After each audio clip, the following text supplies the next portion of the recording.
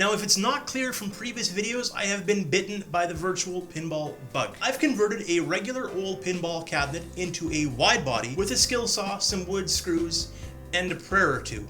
Then I tackled my scratch-built Pinball 2000 cabinet, where I built in full haptics and lights and fans and everything but the kitchen sink. Any pinball table can play any style of virtual pinball machine, but the old electromechanicals have massive back glasses. The art gets all squishy when you run them on a monitor or TV. Well, that's where I turned a 4K TV sideways, hid a third of it in the cabinet, and built a full-sized Wedgehead pinball cabinet. And with the help of the Pinball Pimp, who I cannot say enough good things about, installed stencils. And you know what?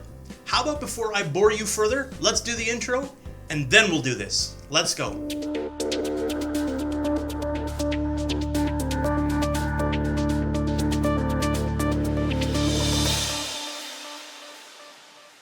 If you're not familiar with the term wedge head, it comes from the head of the back part of the pinball machine, kind of looking like a wedge or a bit like an arrowhead. It's one thing to build the cabinet and set up the KL25Z with the plungers and buttons and screens and install the PC into the cabinet, but I wanted it to look more like the old school pinball machine. This is where I did some looking and found the Pinball Pimp. Dude has a ridiculous number of stencils available on his site. The thing is, I honestly had no idea how these would look in the real world, so I took a chance and I reached out. Not only was he super easy to deal with, he was excited to show what a difference his stencils make. Hey Rob, Jeff Miller here, Pinball Pimp Stencils. I'm really looking forward to seeing the virtual pinball project you're working on. The custom Silver Ball Mania stencils I designed for you should make your cabinet look awesome.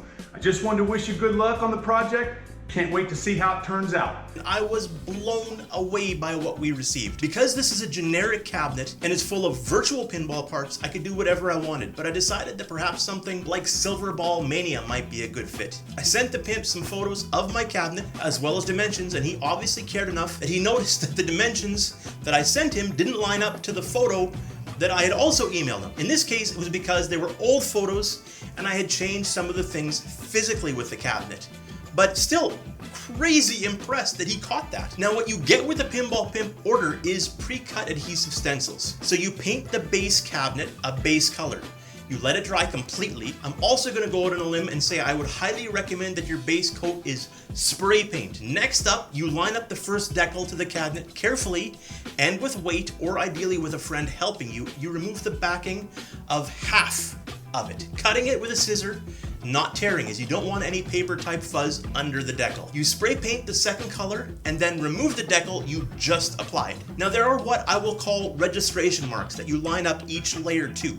Little squares to make sure that each layer is in exactly the right spot.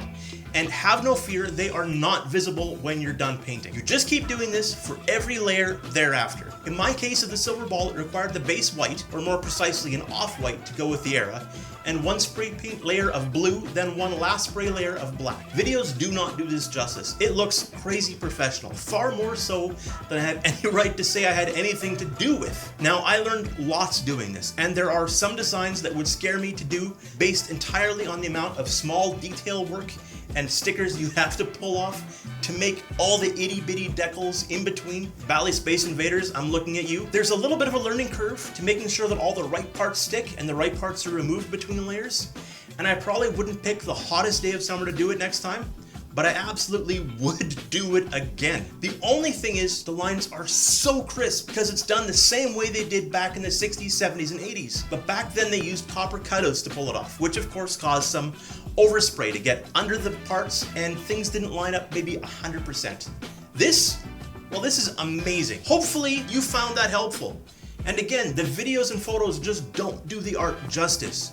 If you're looking for some accurate and authentic artwork for your cabinet, virtual or otherwise, and you're not scared to use a spray paint can, I highly recommend it. I'll leave a link to his site in the comments in case you want to pursue that massive collection of art that you can choose from. But with that, I'm out of here, and I will talk to you again really, really soon. See ya.